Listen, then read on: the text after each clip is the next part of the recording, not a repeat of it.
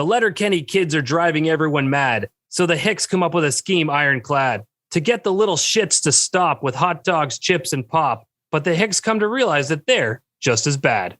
That fresh produce stand there, that's a beauty. What do you listen to? My favorite murder podcast. Taggart and Torrance podcast. The produce stand. Fucking sexy. It's Thirsty Thursday Take 2. And that means we are once again hanging out at the produce stand, a podcast paying tribute to the great Canadian show, Letterkenny.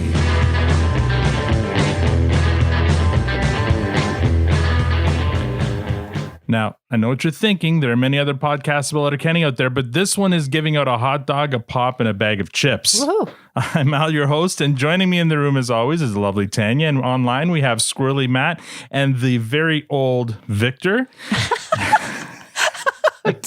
And joining us tonight, making his first solo appearance at the produce stand, he's a listener, a patron, and a frequent contributor to our DM group, a government contractor, but apparently it doesn't necessarily mean he's an assassin. He's a good guy, and his wife is an even better person for making us these amazing Christmas ornaments. Please join me in making some noise for Justin. Wondrous! Oh my god! What? Oh my god! Oh my god! Wait! Oh my god! Oh my god! I regret nothing. Welcome to the produce stand, Justin. All right, thanks for having me. It's wild, especially with Matt there doing the lip syncing to our intro music and stuff. I've heard it a few times. So you've heard it twice now because I messed up the first time we started recording, but I didn't share my audio, and that's hence the take 2 comment. But thanks for joining us today. Where are you speaking to us from? Northern Virginia, right outside of DC. Yes. So a very, very exciting place to be. Yeah. Well, I'm Victor. You were in Washington, a few years back. I remember you telling me you really loved it down there. Yeah, well, I mean, Washington, D.C., right? So, you make it sound like it's obvious, but I've never been. I don't know if it's any good or not. I know there's like big buildings there and statues and shit. That's all I know. I mean, what's nice is there's so much to kind of do and see, and I don't know. We really liked it. It was a little cold when we went. It just started to snow a little bit, so you had to kind of wear your winter jacket. Right. But we walked everywhere. We walked, the area where they have the Smithsonian museums and yeah, and so we really that area we spent I think a full day there. At the aviation museum is just really, really cool, and we were there with our kids, and they loved it. So I think with kids it's great. It's definitely great, and everything is free. Right. Everything is free, like all the museums and all the art galleries and stuff like that. Everything is free. Really? So that's pretty cool. Like free for kids or free for anyone? Everyone. No, free for everyone. Yeah, it's the Smithsonian. So all those museums are free. Really? Right now with COVID, they do a kind of a ticketing system, but it's still free. Yeah. Just have to reserve your spot. It's just you have to wait in line and stuff.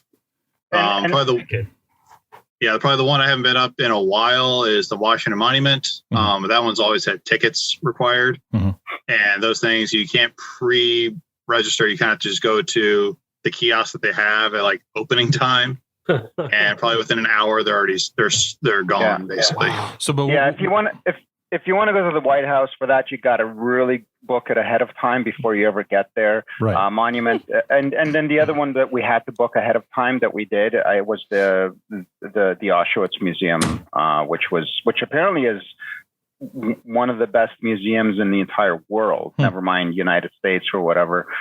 If you really want to learn about the history, and it's very, very touching to be there. So that was pretty incredible. It's a hard one to go through those. It's very, very raw imagery of stuff. It's not. But not for the faint of heart. It's good to have kids experience. Like the thing is, all of our kids, they've grown up in a generation that hasn't really, until COVID, hasn't really experienced any hardship, right? And it's one thing to kind of read about it and have when you go there, like you feel you really get really get kind of engaged and immersed in the whole experience, and it's like it's not entertainment, obviously. I feel like there are a lot of politicians who could use a tour in that museum, maybe. Yeah. For sure. And let me quickly call out. I mean, if anyone doesn't listen to this right away, we're recording this today on November 11th, which of course is Remembrance Day here in Canada, and Veterans Day there in the U.S. And Justin, you're an active member of the military. In the US, I'm now a veteran, so I left the reserve earlier this year, but I did 15 years in the Navy. Been a lot of different places. Yeah, I bet. So this is a big day for you, and I mean everything you've done. So good on you, man. Yeah, hats off, kudos to all veterans, and absolutely, definitely a day for remembrance up here. Typically, what does Veterans Day mean down in the States? For the vets, it's free meals. Yeah. Because almost every place puts up at least a limited menu of stuff they give to all the veterans. Oh, yeah. That's awesome.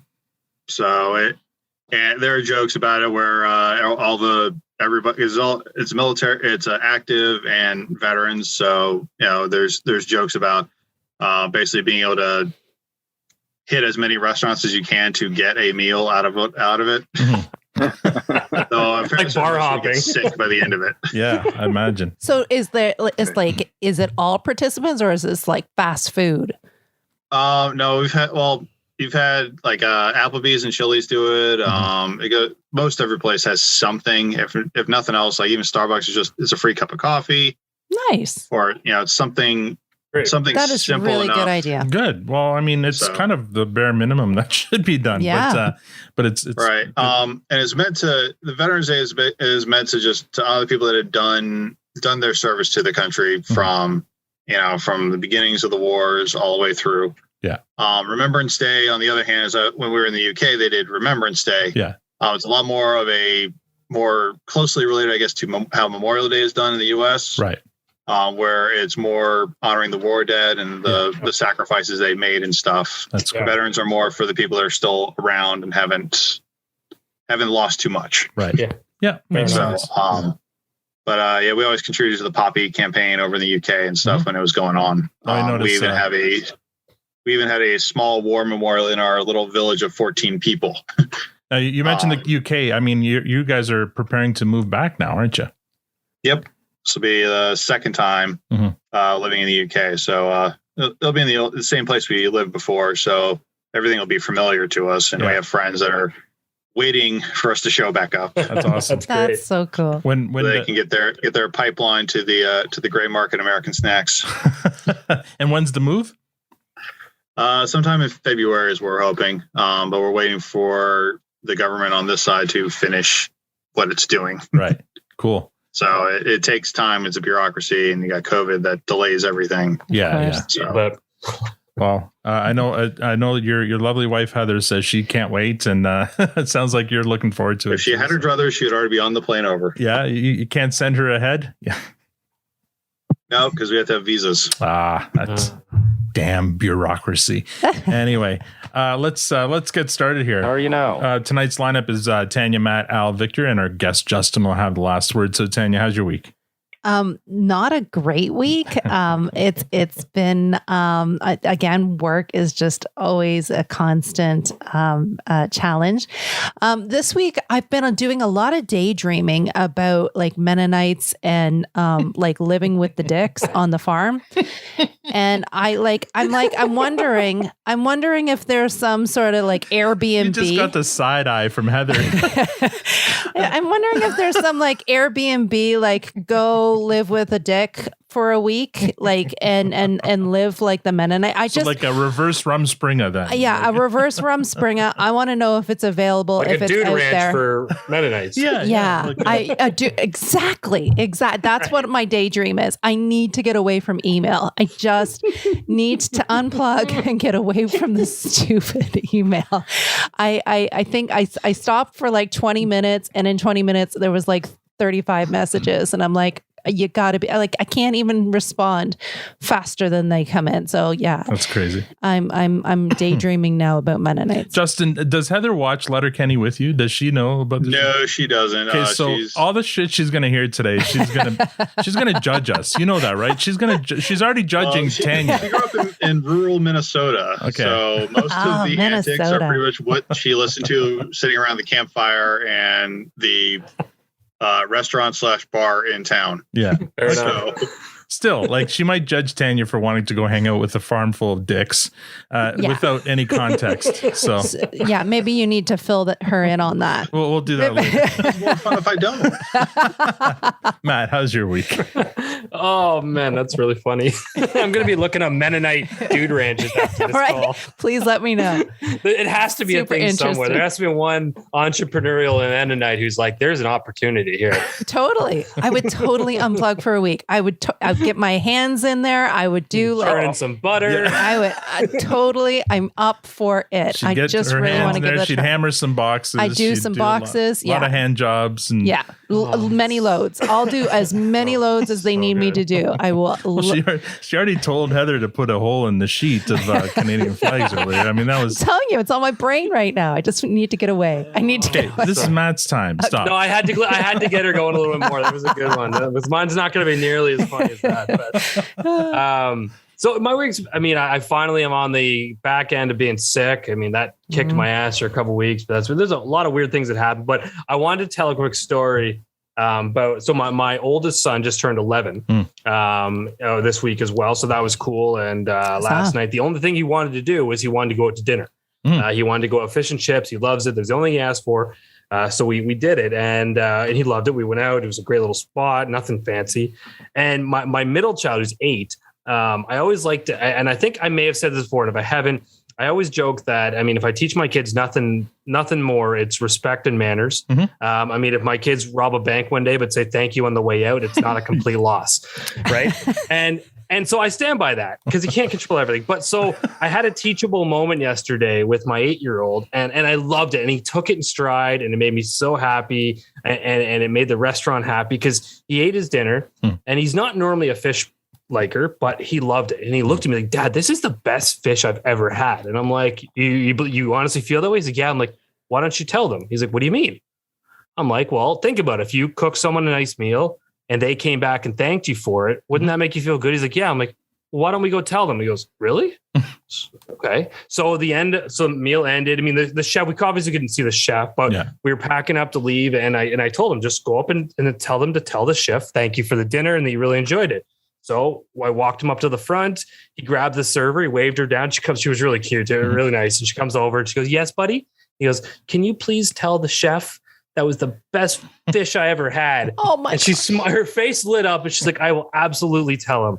And then she walked away and he felt so good about himself. He walked out of there and I was like, I'm so happy he did it. He didn't back down. And I'm like, I love things like that. Yeah. And I know that simple little message probably, and I heard her passing it on to him and I'm sure that just kind of, and it was dead. I mean, we're in COVID life. Restaurants are dead. Wow. There was nobody in there except for us. And then one other couple showed up right as we were leaving. So, I made sure to tip her well just because the industry is struggling. And that little moment, I mean, I was really just happy about it. And so anyways, it was a good teachable moment. And I love that he embraced it. You done good, job, Matt. You done Dad. good. Yes. Well done. Let's see my week. Been busy week with work. So that's my usual, but something different that happened yesterday. I went on Toronto Mike podcast to talk about my other podcast that I'm doing for work. And that was a lot of fun. So if you guys want to hear me talk about work, about my real life, you can look it up. It'll be yesterday's episode on Toronto Mike, and I'm also going to be on a podcast on Sunday. I'm going to appear on the Plotaholics, which is our buddy Brian Tan's podcast. It's a movie review podcast, and I'm going on to review the movie Canadian Bacon with them. So that should be fun. Oh, good one. I actually after I saw that, I checked them out. I've gotten halfway through their Donnie Darko episode. I'm quite enjoying it. So, it's a great listen. They do a good job, and they've got a huge back catalog. I think 100 and some episodes. So they've been doing it for a while, but they do a good job of it. So I'm looking forward to going on there and talking Canadian bacon with them. So that should be fun. So that's recording on Sunday. I don't know how soon after they record that they'll put the episode up, but I'll make sure to share it out when they do. Victor? Yeah, I had a pretty busy week as well. Just continued nonsense with work and stuff like that. But thanks to your tweet, I caught the first episode of Dexter. Oh, yeah. I wanted to talk about that. But we have so much to talk. Anyway, what did you think? Oh, my goodness. I loved it. I know, right? Yeah. Welcome back, Jim. Yeah, two thumbs up. Jim. 2 thumbs up. I was so. The thing is, I love Dexter, and people got down on that show in the later seasons. I loved it all the way through, from beginning to end, and I got that it almost became a parody towards the end, because he basically had the whole world around his finger. He manipulated everything and everyone. Yeah, which is but that's fine. Like it's a different world. It's put your fiction. brain in. It's fiction. Yeah, exactly. Just enjoy it for what it is. Yeah. And this episode came out. It was just so well done. Yeah. It was so well done. I can't wait. And and they played that little montage of what to expect, which I liked and I didn't like, because I felt like, don't spoil it for me. Yeah. But it was definitely a hook. I can't wait. I wish they would have done like a recap, because I was struggling there. I was like, it's like been years. It's been 10 years. Yeah. It's been years since the last, and I'm like, okay, I know a lot of people died. Go and watch. I was a little concerned, because Dexter obviously is the main character, but I thought I would miss the other characters, Angel and his sister and I forget his assistant, or was he his assistant or just his coworker, the other blood splatter expert guy. Like I thought I'd miss those characters, but no, I think they did a really good job of filling in the new characters right away and making them interesting and compelling and making me want to learn more about them. So we don't have Showtime. So yeah, Heather's like, can we watch it? Is it on Showtime? I thought it was on. It's on Showtime. Is it? Yeah. Yeah, it's on Showtime. Let's just say that Heather would binge watch it. Yes. Well, the thing is, we can't. They're releasing an episode a week, so that kind of sucked. So we got the first episode. Can't binge it. And you got to wait until Sunday for the next one. We were watching it when it came discs in the mail. Yeah. Netflix was mailed to us. No, Netflix OG. Yeah. Once you guys move over to the UK, maybe whatever streaming service there will, because we watch it on Crave here, and it's on the same service as Letterkenny. I'm sure we can VPN it somewhere. Yeah. Well, there you go. And I'll quickly echo it. I'm with them. I did not disappoint. I was super nervous because I love the show. I didn't like the ending of how it ended, but I love the show. So I was like, oh fuck, if you're gonna bring it back, do it right. And I was so happy with the first episode. I wasn't too happy with the ending, with the end of Dexter. It was just felt like a letdown of like, he built all this up and it's like he went to the Great North. There's only one show. Yeah, but everything was collapsing around him though. He had to leave, right? Not every show can end like Breaking Bad, Right. Yeah. Yeah. That was the most epic ending of probably any. Good Lord, I can't we remember agree that again, either. Victor. Yes. All right, Justin. How's your week? How's your month? Tell us how you're doing. I'm doing pretty well. This week was short because we got the day off for Veterans Day, and pretty much it's gonna be a ghost town tomorrow, so I'll probably telework. But for the most part, it's just same old. Sit at a desk, do work, go home. Yeah. And the fun part has been that because there was a derailment on the metro line. A couple weeks ago, they basically took all the cars that were that model off the line to go and do just check everything out and just do some preventive maintenance and then set up new maintenance schedules for stuff. Well, that took about 60% of the active trains off the rails. Oh, so now everything's running at like 30 minutes to 40 minutes between trains now instead of the 7 to 10 used to be. Wow. So if I don't hit if I don't get to the metro station right at the right time, I'm gonna be sitting there for a bit. So, Oh boy. But that's how I get into work, because trying to drive in DC is just, you're just asking for trouble at that point. Well, I mean, but I don't drive in DC if I don't have to. I treat it like most every other major city I've lived in. I don't drive in it. Right. But I mean, I will take the trains in and take the trains out and walk around. Driving in Europe isn't much easier. I mean, how did you find driving in the UK? It wasn't too bad. Like I said, we also didn't. If we had to go into London, to renew our passports, or if I had to go pick someone up from the airport or something like that, that's really the only time we would drive into London. Right. The other times we would just jump on the train, and ride the train in, walk around, use the underground and stuff to get around to where we want to be, and then take the train back home. But otherwise, like when we were in went into the other countries, we would just use public transportation to go around. Yeah. Just because I didn't want to have to deal with having a right-hand drive vehicle on the continent. Oh, I can't imagine well, first of all, I can't imagine driving on the left side of the road. But it takes a little getting used to, sure. But then once you get used to it, it's really hard to switch back. Right. Like we still go to our cars on the wrong side half the time. And it's 3 years since we drove on that side of the road. Wow. Oh my gosh, that would mess me up. Yeah. Yeah. But I will say, like, some of the best public transportation systems was Norway and Oslo. Oh, yeah. Got trams, you have trains, and you've got even like ferries that run around the fjords and stuff. And get you anywhere you need to go. And you get like the Oslo Pass, which is like a 3-day pass that gives you into like 150 museums on top of basically being able to use all the public transportation for free, essentially. Wow. You pay for this Oslo Pass, but you basically get to unlimited rides on all the different public transportation and everything else. Damn those socialists. That's so, they're so evil. Yeah, making things easier for everybody. I know. Holy crap. How dare they? Taking care of their public transportation system. Yeah. Awesome. So, I mean, Tanya, I know you had a long week and it's late today, so you look like you might need a coffee. Yes. Do you need a Victor, do you need a coffee? I'd have a coffee. Matt, do you need a coffee? I'm really surprised we're not having coffee right now.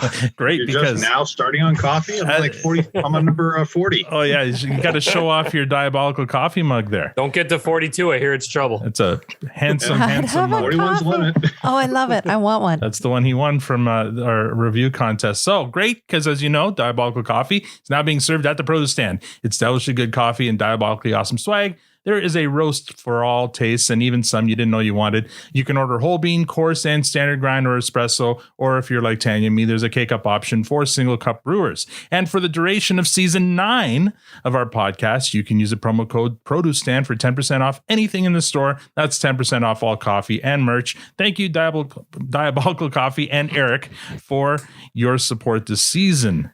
I'm so glad you asked this week, by the way. Speaking of support... Here we have 14 new Twitter followers. So sit back and welcome to Ruben, Rowan from Manchester, England. So maybe he could be a neighbor of yours when you guys move back. Manchester, England. Shuni, Captain Morgan from Columbus, Ohio, Jim Sadowski from Pittsburgh, Nick from Maryland Heights, Missouri, the Luchador podcast from Mexico City. I think that might be our first Mexico City listener. Better Days Ahead, SBG from Phoenix, Arizona, Gilles and Nice from Ottawa, Jamie Bruno, Daniel R, Canuck on Enchant. Oh man, I looked up how to pronounce this, and it's some town in Holland. Canuck in Onshedi or something like that. And Mr. Hammond, thank you all for following and hopefully for listening.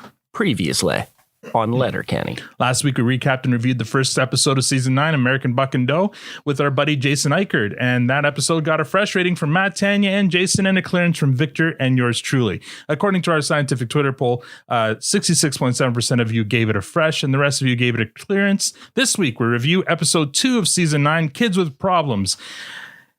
Tanya, have you done your homework? Twice. Yes, you have done it twice. Matt, have you done your homework? Well, you're ahead of the game. I know. Once, sir. I've done my homework. Victor, have you done your homework? Is Yes, it is. And Justin, have you done your homework? Of course, I've done my homework. Excellent. It's a big test today, you know? It is. It's Victor's response now for that question. We cold open with the Hicks in the farmhouse kitchen playing cribbage. It's a windy day outside. Derry is bothered by something. He doesn't want to talk about it. Who's whistling already? The others take this as Derry not wanting to be there, so they switch to three-handed cribbage and ask Derry not to let the door hit him on his way out. Undaunted, Derry begins to share what has him so bothered. He says he saw Mother Hutchins, mother of 17, on that windy day whistling when there was no way she could have been whistling. This statement gives the others pause, and Derry elaborates. I seen Mother Hutchins uptown in a beautiful dress, and then a slight gust of wind came by, and I heard a very faint... It's enough. Why couldn't she have been whistling? On account of she was eating an ice cream cone. There's no possible way you can whistle when you're eating an ice cream cone. Right near. Katie asks where he thinks the whistle came from. Derry says it's almost not worth talking about, yet they keep on talking about it. Katie thinks they're all thinking the same thing, but what if they're not? Asks Squirrely Dan. There's only one way to find out. Okay, Derry, okay? Are you suggesting that wind went up Ma Hutchins's skirt and hit her vagina and made a whistle sound? Is that what you were thinking, Katie? Is that what you were thinking, Dan? It's quite obvious that's what Wayne's was thinking. Just put me out of my misery here. Do I have egg on my face or not? No. Squirrely Dan says he's not unconvinced that wind hitting a woman of the womanhood of a mother of 17 at the right speed and angles could create vibrations causing sounds. He's just not convinced it'd be a whistle. I think we need to take into consideration that 17 melons have passed through that particular greengrocer's and that the wind hitting her vagina would sound more like balloons leaking air out of a very thin hole. How'd that sound, Dan? Be more of a high-pitched whistle. Like a... Matt, unmute yourself. Cool it. I have a dog barking. Oh, we have to hear the laughter. Derry was there, and what he heard was a standard whistle, and he demonstrates by whistling. Then Katie has something to add to the conversation. What you aren't taking into account are the grooming styles of older women or lack thereof. I'm not taking that into account. As a woman, I do think that the whistle sound is more plausible, but I feel like there would be an addition of a rustling sound of sorts, like a wind rustling in the bush. Derry, make the whistle sound again. We respect our fucking elders. Then Wayne also has something to add to this investigation. Now, as the only one here who's ever been in a cave and witnessed the dull hum of wind hitting something cavernous, like Derry, okay, the whistle sound is plausible. And Dan, I can picture the accompaniment of air being released from a balloon. And okay, Katie, okay. I suppose the grooming styles of older ladies or lack thereof ought to be considered as well. But what I think we're missing here from the equation is the dull hum. What would that sound like? A bit like an idle lightsaber, I think. Like a Star Wars lightsaber? Don't piss me off, dear. So, like... Oh, man. That holds water. Most caves do. In the end, Wayne suggests they combine all their assumptions, and that might just be the ticket. And a 1 and a 2 and a 1, 2, 3, and... Yeah, it's almost not worth thinking about. And cue the theme. All right. Tanya, what did you think of that cold open?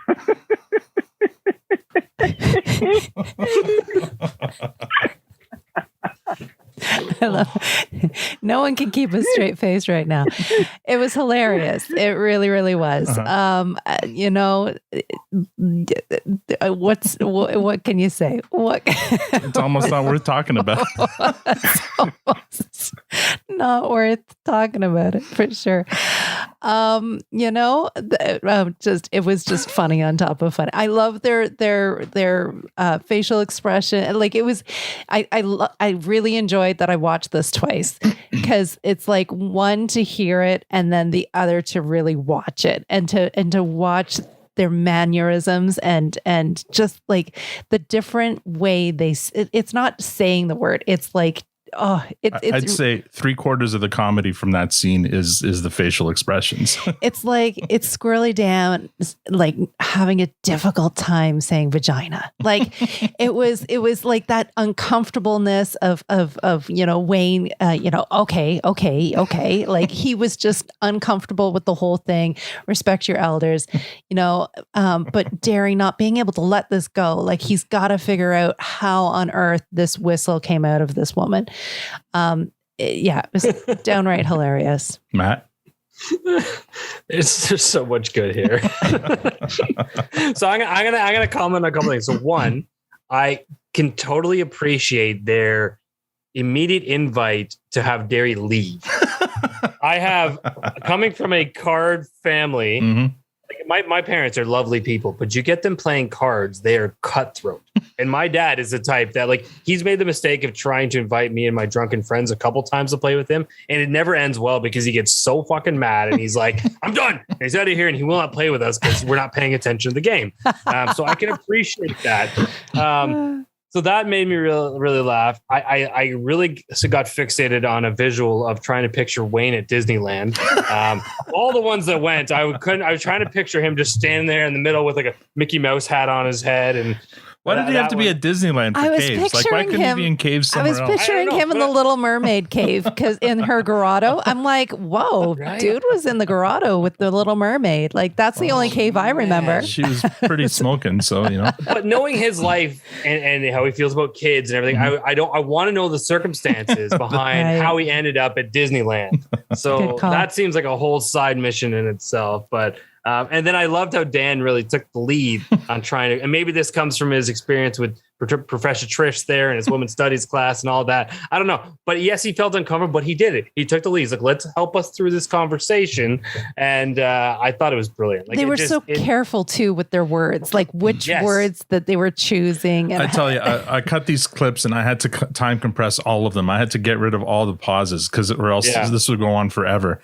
There was a lot of and this is a very long episode, one of the longer Letterkenny episodes, and a lot of it has to do with this cold open and all the pauses. Yeah. And heavy on the dialogue. This cold open is my second favorite cold open in the entire series. Really? Like, it still doesn't beat Attention's Paid, but so season 9, like, so far the two cold opens have been top notch in my opinion. Like, they've been amazing, and this one here had everything. It had the jokes, it had the physical humor. It was just completely ridiculous, but just so well acted. Just everything, the discomfort that they were feeling. Anytime Derry said something, Wayne would cut him off. Don't fucking piss me off, Derry. Just everything about this was just, to me, tickled my funny bone in every way. I thought it was so funny. Victor, I feel like we may be getting a different opinion here. Oh my God, that was so long. That was definitely not one of the best cold opens, and I dare to say it was probably one of the lower ones for me. How dare you? Wow. It was ridiculous. I mean, it was more ridiculous than ants. More ridiculous than ants on Sea-Doos. More ridiculous than Uncle Eddie and the sock pop. It was absolutely ridiculous. Really? I just, when it's just the climax of it all, which was all of them coming up with the sound that it could have been, was the furthest from whatever Derry would have heard. Was definitely not that. Okay, Victor. Okay, just some honest questions from honest folks, bud. Yeah. It was just it was just so ridiculous, but it just went on for so long. Like, the thing is, it was funny, but it was at no point where it was, the thing is, if you get a bunch of buds together and you're watching this together with some beers and stuff, like, everybody's going to be on the floor laughing, just dying. I was on the floor laughing on my own. It was so funny. But I wasn't in that scenario, and I'm just thinking, oh my God, these guys are being so stupid again, and it's like, and the thing is, everybody's wondering, why are we talking about this? And I'm wondering, why are you talking about this? Who cares about this whistling vagina? And then at the end, that's basically I guess we. But they opened and closed with that. Like, it's probably not worth talking about. And then they do it anyway. I get it. I loved it. But just like I was saying last week, it doesn't make the scene any less tedious. Is the thing? No, this one was we get it. We far get from it, tedious. and we understand it. This one was far from tedious. It. No, this one was far from tedious. It was a little tedious, but it wasn't like for me. Like it did. This wasn't like the end of things. It was whatever. Yeah, it was just a cold open. Sure. But I didn't think it was as awesome and epic as you did. Oh man, my second favorite cold open so far. I had a flash. I have to add. I had a flashback. I used to work at this company, and I had to do the mail run. And I remember going to the post office. I had to go to the post office. I had that's when we had like boxes of mail that came, and so I had my hands on this box, and I got the car door open and went to put the box in, and a breeze came through and lifted my skirt up just as there was a man coming to his car, and he's trying to help me put my skirt down. I'm like, dude, you should just like turn the other way. Like this is not helping, because he's trying to help me put my skirt down. I'm like, no, that's not helpful. Like, just leave me alone.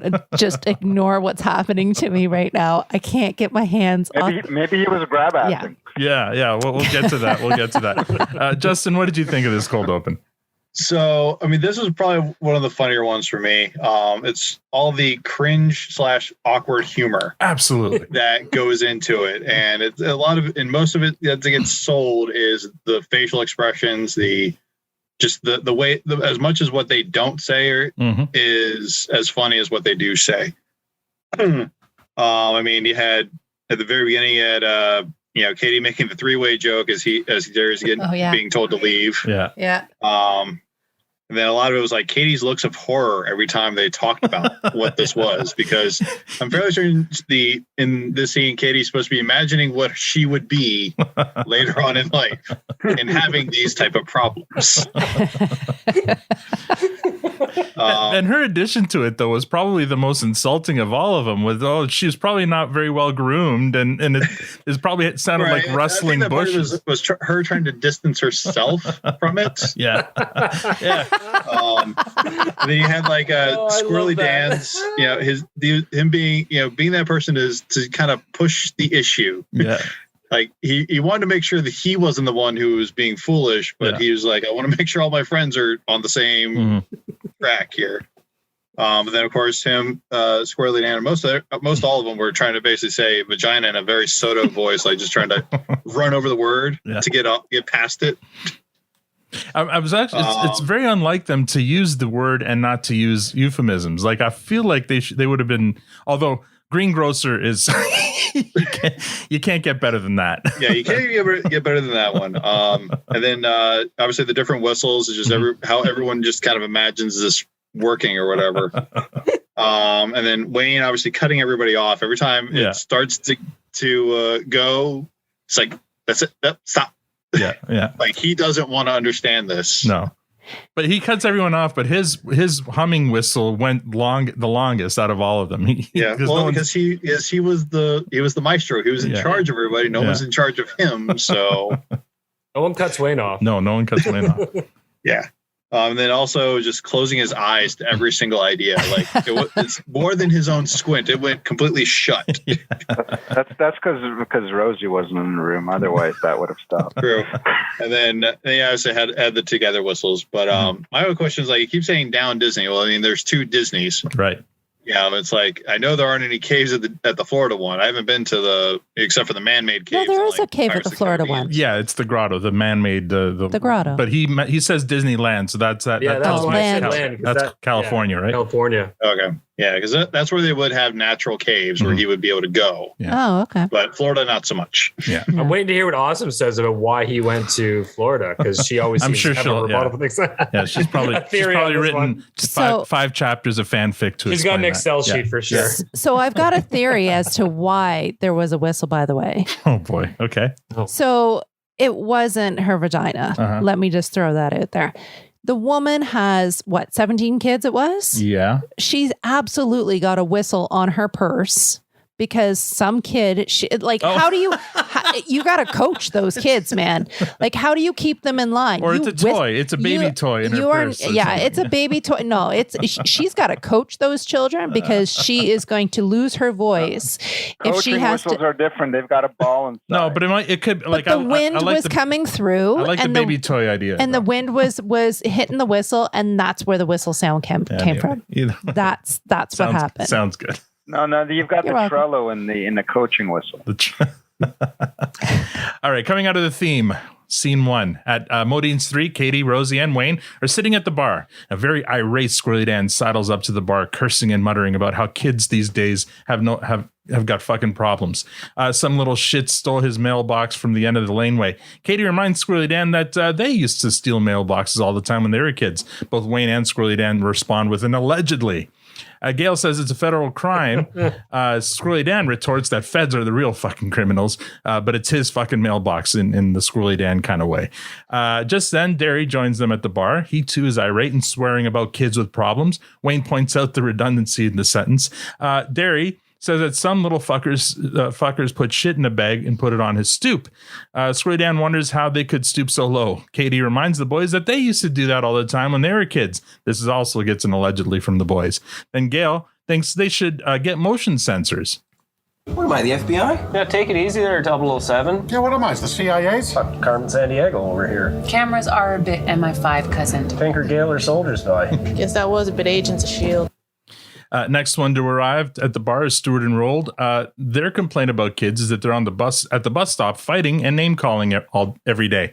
Katie reminds them that they used to do all that as kids. Wayne goes on to say that he's surprised they're not having a scrap right now, but stops to clear a frog from his throat. Bonnie arrives at work 5 minutes before the shift, which means she's late since she's not 10 minutes early. She too is irritated with kids with problems. Wayne's glad that they're all finally catching up to his way of thinking on kids. Bonnie's issue with them is the grab-assing. Look, I can tolerate mailbox dealings. Yeah, I'll tolerate shit throwing. Worse things than fighting. Name calling. A grab-assing young women's? That's where I draw the line. Something must be done. They all turn to Wayne, who's sitting there silently, then offers to go for a dart. Katie implores Wayne, next time it could be her ass that gets grabbed, then Rosie's, and then, with any luck, Gail's. Wayne says they better get sorted then. You're not gonna help? Nope. Why not? Rosie and I have decided to take a dance class. Really? Fuck no. Ha. Get real. But you're going. Oh, yeah? Oh, yeah. Good. Look, we'll bring them down here. You don't even have to go anywhere. Can we get hammered? No. We do it once. We do it right. Patience. Okay. Booze usually helps these things along. That's all I'm saying. There's Derry doing his best impression of Mrs. McMurray. Scene 2. O'Reilly and Jonesy arrive at the rink. They start to wonder if they've done all they're going to do in hockey. They've won a ship as players and as coaches. They're not too thrilled about what comes next, which is focusing on becoming good two-way players and continuing to work on leg day. Coach then approaches them. Fuck leg day. What if I told you there's a league where you don't have to do any of that? Call you a liar? Full-on selfish hockey. It only exists in dreams. And there's beer. Are we dreaming? Oh no. Would you like to join my beer league hockey team? You're gonna love it. There's hockey. Oh man. Scene 3. And he's crying. He's like wiping away tears. Back at Modine's 3, the Hicks, Skids, Tyson, and Joint Boy, Gail, and Bonnie are all gathered in front of a group of bored-looking teenagers. Wayne gets up to speak. How are you now? Guess we'll start by saying we appreciate you taking the time to come down here today, taking time away from, well, being little fucking idiots. Guess that's a sort of peace offering. We've arranged a little surprise for you. Now, just for being here, you each get a hot dog, pop, and a bag of chips. I see you've already got your pops and bags chips. We'll have the hot dogs a little wee bit later. So Wayne calls Gail up and thanks her for providing them providing the menu, hot dogs and pop and bags of chips. Then leads everyone in applause. Then Wayne grabs a chair in front of him and turns it around and sits on it backwards like an adult trying to look approachable to a child. now these are all down here today because he's been mailbox stealing, shit throwing, fighting, name calling, and grab assing. Well, I think he's all had too much sugar cereal. So what we've done here today is arranged a panel of local experts on this sort of thing to see if we can't help you sort yourselves out. So let's say we get this rig rolling. Wayne calls Derry to the floor with applause, and then Derry gets up to present. He too turns his chair around and sits on it backwards. Derry thinks the reason that they're all acting up is that they have too much time on their hands. If they have time for acting up, they have time to learn a skilled trade. Derry asks Katie for help with the whiteboard, but Katie tells him to do it himself since he's way closer. Wayne jumps up to deliver his "if you can be one thing, you can be efficient" speech. Then Derry gets to the whiteboard himself and uses it to illustrate his presentation. Now one, or maybe more of you, seem to need a bit of a reminder that shit goes in the toilet. Now who has a toilet? Well, everybody. And a question for you, who is going to need their toilet fixed sooner or later? Answer, everybody. So get your toilet ticket. That's for plumbers and pipe fitters. Question for you, what happens in the summertime? That's right, it gets hot. People are always going to need to stay cool, so get your fridge ticket. That's for AC, deep freeze, and other air conditioning cooling systems. You there, I see you like the use of your phone quite a bit. Is that what you like? Really nice. It's my phone now, okay?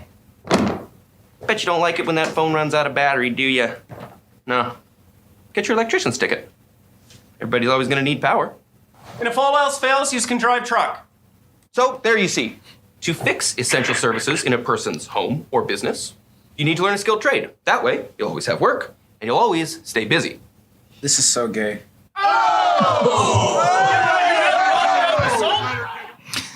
Next scene, Riley and Jones are in the locker room before playing their first game in beer league. They're enjoying a couple of pre-game puppers and so far loving the beer league life. But then Coach brings them down to reality. You guys ever seen the sun crest over the Blue Ridge Mountains? No, Coach. 15 years ago, me and Barb rented an RV. We decided to drive across the United States of America. Well, we camped outside the Blue Ridge Mountains. Just as the sun was cresting over that majestic scenery, Barb took some olive oil and squirted it into her hand and took my shaft and started stroking it slowly. Sorry, what? Then she popped a couple of Winter Fresh mints and it tingled as she took me orally. She was like a Hoover with perfect suction, you know, and just latched on there. Took me for a ride. Finally, I just ejaculated all my semen. Just sat back. So much peace. Just looked at the mountains and the sun. Of course, Barb went and washed her face. Riley and Jonesy are predictably less enthusiastic about their decision to join the beer league. Next scene, back at Modine's 3, the presentation continues as Squirrely Dan finishes his explosive rant about mailbox stealing and what he'll do to the next kids who take his mailbox. I love the moment when Rosie calms Squirrely down by saying, "Sun's getting real low there." A tribute to Marvel movies, from when Black Widow says that same phrase to the Hulk. To Birth of Surly Dan. To calm down, yeah. Oh, did I? Yeah. I didn't get that. Yeah, you totally missed an intro miss there. You should have called me Surly Matt when you. I should have. Yeah. Show off. Oh wow. I thought it was coming. I was banking on it. Matt, I know it's hard for you to believe, but nobody's perfect, even me. Wayne. It's okay. There's room for improvement.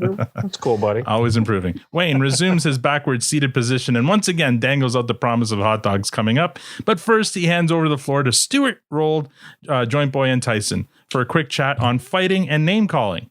Stewart states that the reason skids are misbehaving is because they have too much energy. In order to expend that energy that leads to poor choices, they must exercise. Katie's perplexed at what's going on here. Our solution is twofold.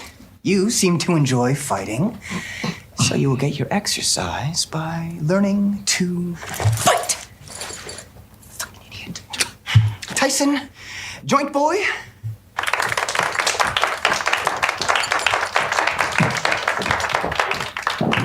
So, we're going to teach you how to box. Boxing's a superior discipline when it comes to physical combat. That's why they call it the sweet science. Huh? What? Muay Thai is a superior discipline. Boxing actually teaches you footwork and self-defense. I'd evade your straight-on attack and knock you out. You'll be able to evade my 8 points of attack and knock me out with your 2 points of attack? You'd be surprised what I can do with my left and right hands. You'd be surprised what I can do with my left and right hand, my left right elbow, my left right knee, my left right foot. Also, too, your boxing stand exposes your knee. What are you going to do when I break it? Try. Joint Boy and Tyson begin sparring and end up knocking each other out with a headbutt. Everyone just sits there staring at the two men sprawled unconscious on the floor until Wayne interrupts with the announcement that he smells hot dogs. Scene number 6. Riley and Jonesy are on the bench after a shift. They're having a great time. Jonesy already has 2 goals and 2 assists while he's half cut, and Riley has a hat trick and a helper while working a little day fade. Then they make the mistake of asking Coach how he's doing. You guys ever been to the Grand Canyon? It's beautiful. No, Coach. No, Coach, but if this is another one of your stories, it's all right. Me and Barb parked the RV right beside that canyon, and we got so overtaken with its beauty that I put down the kitchen table. It turns into a bed, and I just lowered onto it, took her clothes off that voluptuous body. She had the biggest fucking tits. Guys, she had one nipple that was the size of a silver dollar. The other one didn't even have nipples, so I just stayed away from there. Then I took some olive oil, because we were in the kitchen, right? I just dumped that all over her, right? And then I took my sword and I took Camelot. Or as we called it, Camelot. Then I was so tired I just fell asleep. Barb, of course, went outside and washed up with the garden hose. You'll notice I clipped all of Coach's scenes because there's no way in hell I'm describing any of them. Riley and Jonesy's next shift starts, and they can't get off the bench fast enough. So a little production note in this scene. Jonesy looks like he's about to break when Coach starts his story, but then they cut away before he can ruin the take. And then they cut back a little bit later to the same shot, and his head is down, and you can tell he's like dying not to laugh. It's pretty funny. The next scene, back at Modine's 3, the kids have their hot dogs. Wayne continues with the presentation. We're finally at the most heinous crime of grab-assing. He calls on Katie and Rosie to get up and speak. As they get up and shake Wayne's hand, Rosie smacks Wayne's ass. They start by reprimanding the boys who like grabbing girls' asses, calling it assault and sometimes molestation. Bonnie tries to interject, but they're not having any of it. They tell the boys that it's straight to prison for them, and you know what happens to boys in prison. Squirrely Dan asks that they keep it PG, so then instead they talk about what happens to grab-assing boys after prison. Do you guys know what the sex offender registry is? Yes. For the rest of your life, wherever you decide to set up shop, you'll have to go door to door and introduce yourself to your neighbors and be like, "Hi, I'm Kyle," or "I'm Kendrick," or "I'm Kenny, and I'm a sex offender." Yeah. I'm not sure if you little boys have noticed, but we've got some big dudes here in Letterkenny. Would you like to knock on this fella's door? Huh? Huh? Huh? A fella who looks like this? Huh? Say, "Hey, fella, I'm a sex offender," and see what happens. Rosie? No, Bonnie. Bonnie, no. You've suffered enough. Let's get to the bottom of this. Okay, which one of you little boys grabbed Bonnie's ass? Not so tough now, eh? Not so tough now that you've been called to the carpet. Which one of you little shits did it? One of the girls stands up and everyone gasps. Katie asks her why she grabbed Bonnie's ass. It's a great ass. We're not arguing that it's a great ass. But she did have one of those poop bags for dogs sticking out of her back pocket. I just went to grab it and hand it to her. Well, you can see how Miss McMurray would not have seen it that way. Then she called me a skank. Everyone turns on Bonnie and gives her shit for calling a little kid a skank. Next scene, after the game, the little players are in the locker room having post-game puppers. Riley finished with 6 goals and 6 assists. Jonesy had 5 goals and 7 assists. No back checking, no defensive responsibilities, no leg day. They could really get used to beer league. They seem to forget about Coach, though. You guys ever seen the Mississippi River? No, Coach. Please, Coach, we have so much going for us right here. The flow of that river that hot summer night was only outdone by the flow of Barb's bartling glands. I undid my buttonfly acid wash jeans. I had to look up what those pulled were. out my quarter pounder. I Don't look that up. to her. No pickles, no onions, special order. I slid it inside her. There was some air caught up in there, so it was a...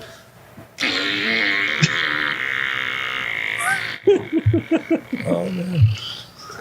You gotta get it all out. And then I kept going until I was ready to water her like a bed of Tuscan flowers. I ejaculated my semen all over her like I was hosing down an elephant at the circus. And I couldn't move after. I just laid there and just listened to the river. Of course, Barb went and got a rag and some Head and Shoulders and cleaned herself up. Well, every program has its flaws, but if that's all we have to deal with, fuck, buddy, I guess we're beer leaguers. Beer league for life, bro. Verda. Coach had passed out, but upon hearing the clink of Riley and Jonesy Beer's bottles, he wakes up again and starts on another story. This time they were at Disneyland. Next scene, back at Modine's 3, a couple of the kids start shoving each other. Wayne comes out of the bathroom and yells at them to stop. He's irate and scolds them, tells them they need tough love, but that's their parents' job. All he can do as a peer is offer them logic. So he starts with mailbox stealing. Mailbox stealing. Mailbox stealing. Look, this is a small town. If you get in trouble with the law, you're going to get written up in the paper. Either the police briefs, the court reports if you get charged. So now, how silly would you feel if you get written up in the paper for a crime and that crime is mailbox stealing? Like, it's about the squarest crime there is. And fellas, if you want to know how hard it is to get any attention from girls after getting written up for mailbox stealing, fucking ask Derry. Yeah, and how long was it, Derry? 2 calendar years and 4 fiscal months. 4 fiscal months. Next up is shit throwing. Wayne suggests that if they want to get involved in petty vandalism, they should get creative with it. Do graffiti or something. It's more than a bit fucking primitive to be shitting in bags and throwing it places. Katie reminds them that they did that too when they were their age. That gets an allegedly from the Hicks. And then as far as fighting goes...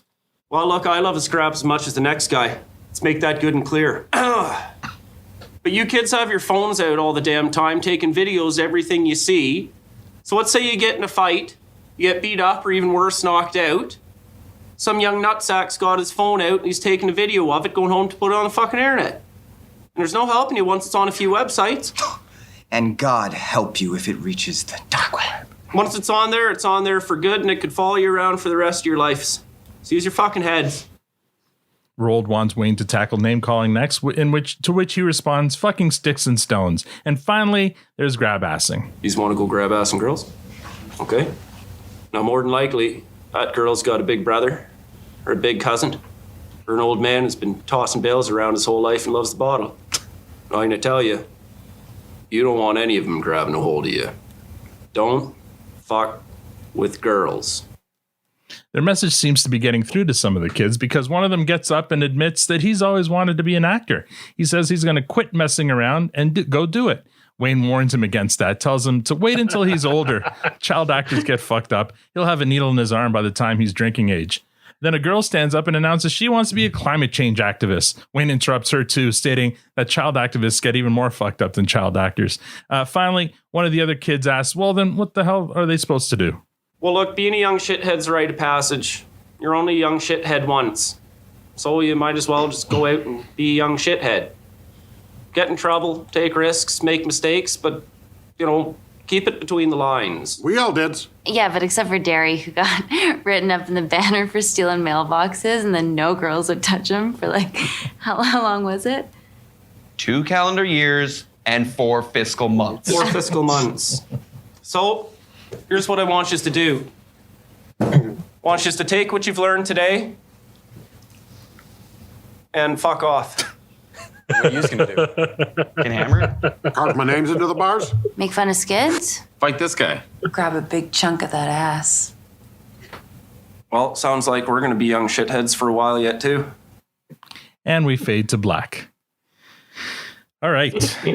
That is a meaty episode. Tanya, what are your first impressions? Oh my gosh. This was a really, really long episode. It was, yeah. Really, really, really long. Where to begin? So, how the Letterkenny crew has grown up. The Skids, I feel like it wasn't that long ago that the Skids were taking baseball bats and hitting mailboxes, and Victor and I were pissed off with them. And now they're complaining to the kids that they're not to do those things.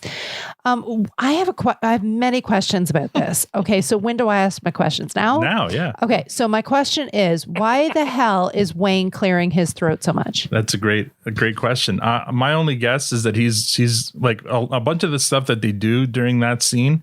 I feel like they're imitating maybe past assemblies they probably had in school where whoever's speaking to them is sitting backwards on a chair, is clearing their throat a lot, is like, I think they're just imitating maybe the grown-ups. Okay. It's like an authoritative kind of just pay attention. Like, It started at the bar, and I'm like, okay, is dude getting sick? Like, we haven't seen sick Wayne. Is this where this is going? Yeah, he may have just had like a sore throat. It could just be that too, yeah. And based on like some of the things I've seen, is like they have a very tight shooting schedule. Mm-hmm. So it might have been like he just didn't have time to take a sick day. Yeah, maybe just, and then he maybe just started exaggerating it. Yeah, maybe roll it into. The so maybe that's where it started. But because a lot of those throat clears seem pretty put on. But there could be either one. But I feel like he's just imitating stuff that they grew up with, right? Making fun of that. That kind of makes sense because the whole clapping thing, like the next person coming hilarious. on to the clapping and shaking hands. These are people he hangs out with all the time, and he's shaking their hand like he's making a presentation. Yeah, he's making a meal out of it. This just seemed like the after school special concept episode. Yeah. I mean, that's literally what it was. It was just an after school special concept. Absolutely. It really got my undermined attention. themselves the whole time. Yeah, it really took my attention every time they were like clapping, shaking hands. I'm like, wow, they're taking this to that next level. I love the when they scanned over to the teens and the old Dutch potato chips. Yeah. I'm like, oh yeah, the old Dutch. Like those are our chips. I thought it was comical, the whole, like everybody having a topic to talk about. Derry's tickets, his whiteboard, his drawings, where shit goes and what you can do with the tickets that you get. I wish though that Squirrely Dan's explosion, I wish there was just a little bit more of it. We only kind of got the glimpse of the last half of it. Such a long episode already, though. I wonder how much of that like wound up on the cutting room floor. Derry's tickets thing that was fun, but Squirrely Dan and his explosions. I love watching his outbursts and the whole mailbox thing. Like it would have been funny. I really thought that the skids were going to say dancing. Like I did too. I think everyone did, and that's why they threw the curveball there, because now they're fighters. Now they learned how to fight. They consider themselves fighters. Right. Okay. Okay. So that's like one side of things, and then you've got Coach and his descriptions and his visuals. Oh my gosh. Like even his hand, like doing the stroking of the shaft and like how that happened. Like again, the writers must die in the writing room and kill themselves laughing over all of these little things. And I also want to say though, I want to have this conversation and the comparison between Coach and Mr. McMurray. Like I know Mr. McMurray takes things to a raunchy kind of like, and like they have two different styles, but again, it's just all sex based. Yeah, they're both dirtbags, but they've got different styles of dirtbags, I think. Yeah. And I mean, like McMurray is there to brag about it. Yeah. He's trying to make himself be the bigger person. Coach, on the other hand, is just a sad, drunk, lonely man. Reminiscing about his dead wife. There are other people in the room when he's having these memories. Do we know He's yet? constantly mourning. Do we know yet how Barb died? I don't think so, and I think there's like a lot of speculation whether she's dead at all or whether she just didn't run off. Like, Did she ever exist? or maybe it's one of those Sixth Sense things where maybe she's a mannequin in his.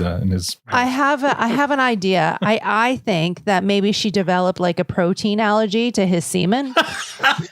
And her spraying him spraying her so much, like she got Heather in the back now. She's like, she just got sprayed one too many times by him. Like I think that's how she died. So that's my. Or from all the cleaning products she has to use to get it off. I can get sprayed left, right, and center. Awesome, I love it. Is that everything? That's it for now.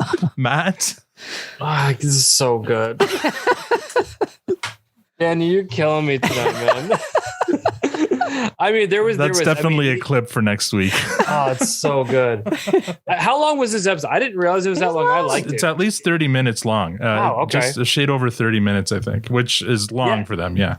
Yeah, absolutely. I mean, I loved it. I thought there was a lot of good things going on. I definitely think the whole sitting the kids down, trying to set them straight was one of my favorite, I guess I call dramatizations or reenactments. Like it's up there with like Uncle Eddie and Yard Sale and Spelling Bee. It took this concept and they played their version of it. I thought this one worked better than almost any of them. Like it was so well done from it. Like the body language was off the charts. The visual comedy was killing me. Like even Gail's if you watch all of them, the reactions to everything that's going on in the background was 100% on point. The promise of chips and hot dogs and just well, was there one comment? He's like, oh, you hear that's Gail microwaving them in the back. Yeah. I love even when Gail came forward, right? Yeah. He calls There's Gail, no she's reason like, for her to come. No, none at She all. didn't say anything. She just walked up, kind of strut her shit, and then walked out. Hey, she took a phone away from a kid. She did, yeah. It was so good. I love that whole every time they cut back, I was looking forward. And I totally echo what Tanya said. I really wanted to know what came out of Dan's mouth because Surly Dan is my favorite character. When he gets angry and starts losing his shit, I'm like, I want to know what he's saying. So the fact they cut that off, I think they probably recorded it. Maybe it didn't make the cut. Maybe it didn't come out as well as we dream it would. But I'm imagining it was fantastic. The other side, Coach. Oh my God! Like, there's that line when you push it maybe too far and. He was right there. But my favorite was if you listen to his stories, I feel like, I don't know if it elevated or escalated. Every time he was finished, Barb's outcome was a little different. So the first time, Barb had to go wash her face. The second time, Barb washed up with the garden hose. And then the third time, Barb had to grab a rag and some Head and Shoulders. So that was my favorite, listening to his versions and how it escalated. It's so descriptive. Like he's very poetic and descriptive about the raunchiest scenes. Like he's great. I'm not sure how poetic it was comparing her to an elephant, but no, he's using metaphor. I mean, Mr. Metaphor, you're one to talk about all this, the National Geographic and the hot dog eating metaphors from last week. Anyway, Matt, go on. No, it was fantastic. I mean, he blew Gail away. He blew every raunchy scene McMurray's ever done. This just took the cake of it all. Yeah. And you're right. The descriptions were out of this world. You followed it and you hated it and you loved it. And you were like, give me more, but stop. And if not poetic, they were flowery. They were very, it was like. It borders porn. Yeah. It does. It's like, who borders porn. It is descriptive. That's exactly it. Penthouse. Yeah. Penthouse right there. There was a descriptive video attached to porn. That's what it was. I don't know if any of you guys are familiar with a podcast called My Dad Wrote a Porno. If you're not, check it out. Oh my gosh. If you want to laugh until you cry, it is the funniest thing. It's basically this grown-ass man who found out that his 60-year-old dad has decided in his 60s to start writing erotic fiction. Oh my God. And the whole premise of the podcast is they read chapter by chapter the books he wrote. What's it called? It's called My Dad Wrote a Porno. Guys, that's why tomorrow. I promise you. Oh, and you can't listen to this in public at all. It is so wrong. It's okay. We don't go into public anymore. I know. So I'm good. But a friend of mine suggested it to me, and I love it. It'll make you cry from laughing. Oh my God. It's so good because basically it's the addition of like the man writes sex like a man who's never had sex before. So his descriptions are very, very wrong. But it's also this guy is reading what his father's story about what he thinks sex should be like. It's hilarious. And is it like a 60-year-old version of sex? No, it's just he's trying to be really erotic, but mostly it's hilarious. And so this guy's reading this, and his two friends are laughing at him and how uncomfortable he is. He's reading it with his buddies. Yeah, well, a male and female friend who are listening and laughing and making fun of the father's writing, but also the son's reaction to the father's writing. It's the perfect storm. I mean, it's a very successful podcast. They've actually gone on world tours now with their podcast. They've like filled the Sydney Opera House. This is a podcast. Wow. Yeah. It's huge. So check it out. But his dad is like, it's like the room of erotic porno. So his dad has created this. Fiction. He's created this character called Belinda, and she's like a I guess like That's what everyone wants to yell. a spy or something, because and it's like a series of stories with this anyway, you have to just listen. I can't do it any justice. But the coach scenes kind of remind me of that kind of flowery language that the father uses in his pornos, in his erotic fiction. All Matt, right. were you done? Yeah. I mean, move do you need to along. hose on? Well, okay. Just like stay I got my away head from and the shoulders beside me. Yeah. but you didn't say anything about the nipple, the breast with the nipple. Oh my God. I laughed so hard. One was the size of a silver and the other one didn't have one. So I stayed away from that one. That's my favorite part there. Okay. So yeah. So we already talked about Cold Open. One of my favorites, like in my opinion, second best. The rest of this was Justin, you're right. This is this season's concept episode. Although I think there's another episode coming up that could also maybe be considered a concept, but this one for sure. Because it doesn't further any storylines. It's just them, centered around this one main theme, and it's so good. Well, actually, I guess it does. The Riley and Jonesy storyline gets furthered. So well done, and a lot of the tropes from these assemblies from when we were kids, and the adult trying to relate to somehow the adult's version of trying to relate to kids is sitting backwards on a chair. I never understood that, but they're just trying to be cool. Yeah, I guess. Yeah. Like Fonzie would do that when in Happy Days. That's right. Yeah, you're right. So maybe the adults. Taking the page from Fonzie's book, and it's no longer cool. Or standing there with his leg up on the chair. The skids are really funny throughout these scenes as well. Like for the most part, Rold is just being a footstool for Stuart. That was at Katie. the end. As he normally is for them anyway. As he is. It's just now a physical representation of that footstool. Yeah, and when Katie reminds them that this is all shit they used to do when they were kids, you can see in the back Wayne silently reprimanding her, saying, "Okay, calm down." And she's like apologizing. It's just all the little touches in the whole.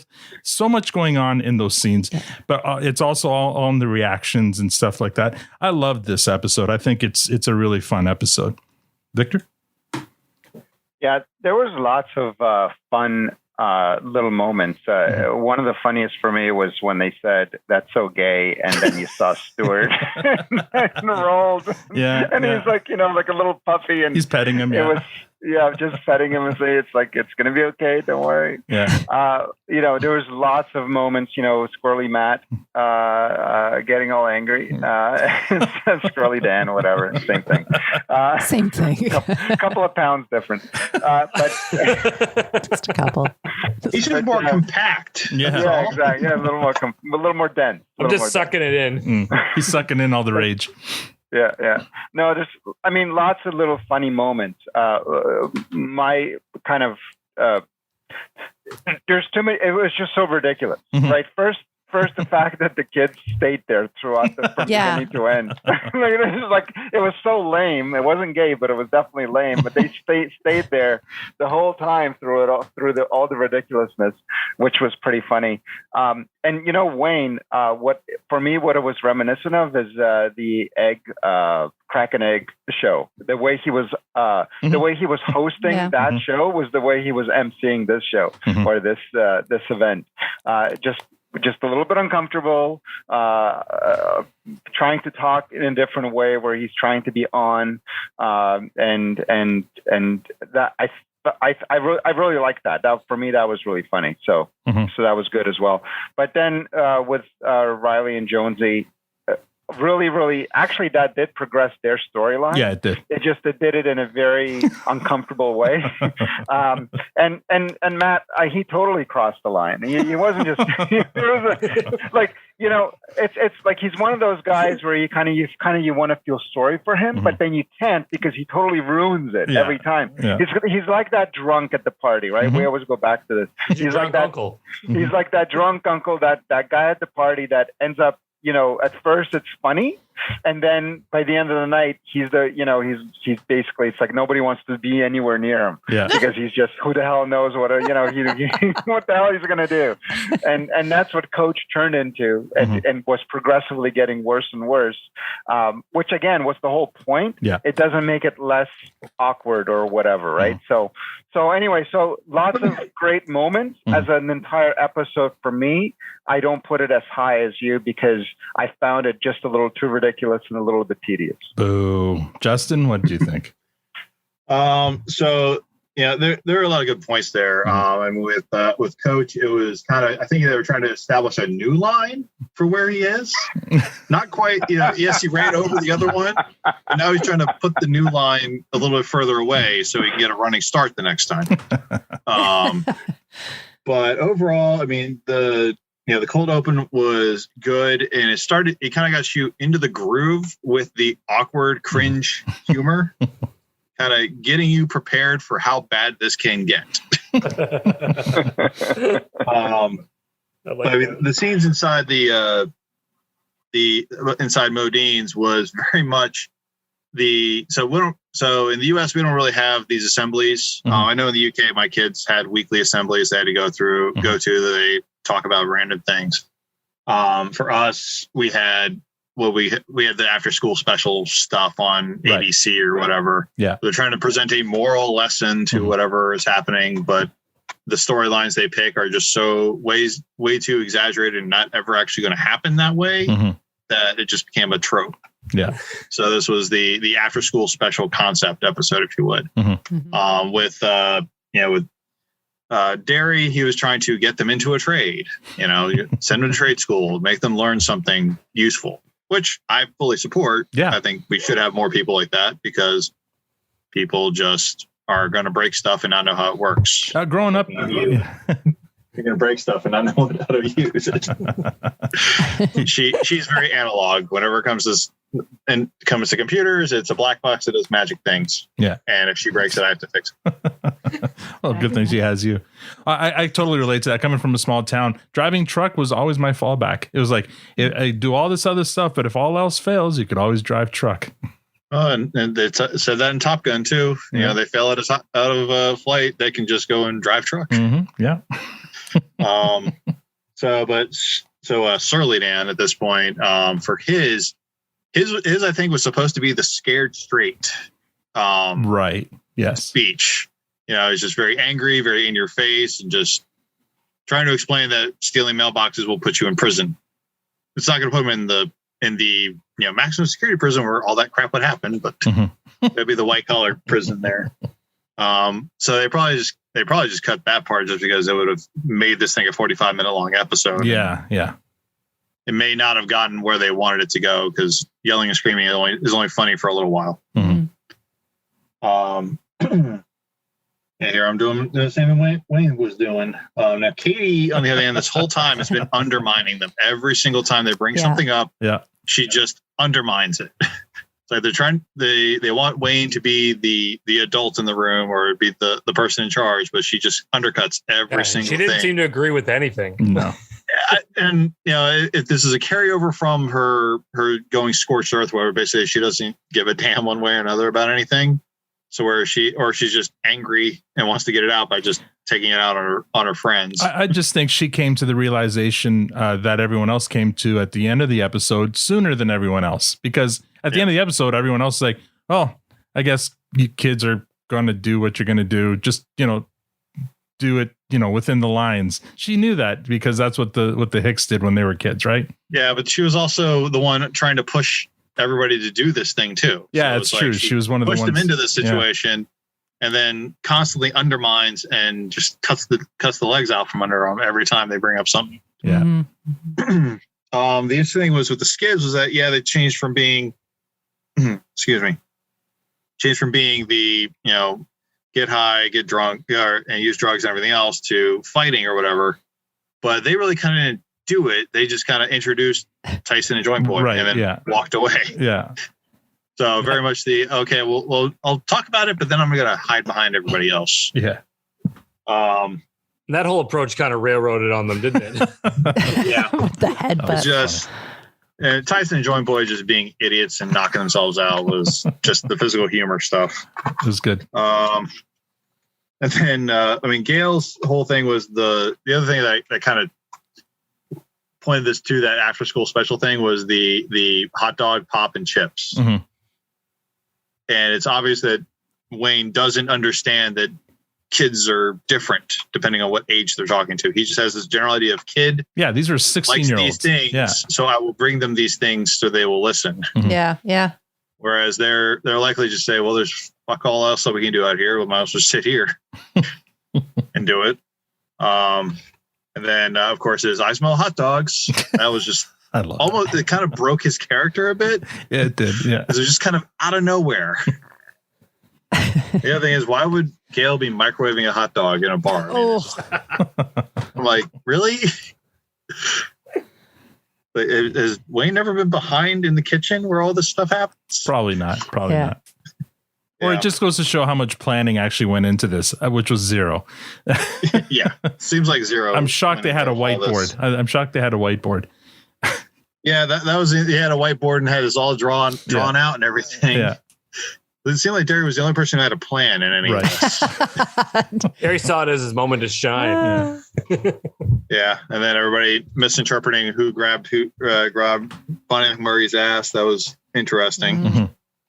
And then, Rosie was also undermining things too, because every time anything dealing with Wayne, she would do exactly what they were telling them not to do.